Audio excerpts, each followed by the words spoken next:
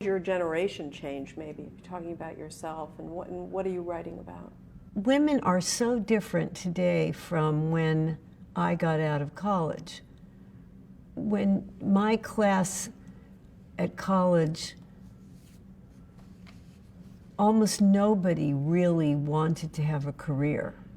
Everyone who graduates from college now wants to go into the workforce. I mean, so it's a seismic change, and women are succeeding in places where, you know, it was difficult for me to, in journalism, there were many newspapers that did not have women in high positions or even as reporters. The New York Times, when I was at the New York Post, had about 3 women reporters.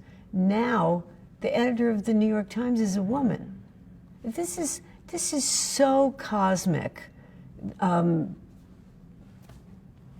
you talked at Wellesley, I read the commencement speech. You talked about phases of women's lives. Can you talk about that a little bit?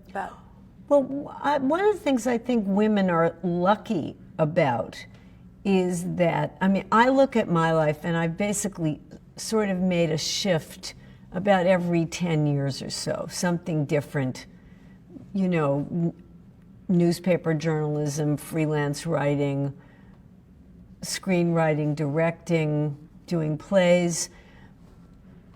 Women are often able to make changes, to move, to jump to slightly different things in a way that men often don't. Men often kind of stay on the same career track and get a little bored with it, by the way, and then they buy a boat or something.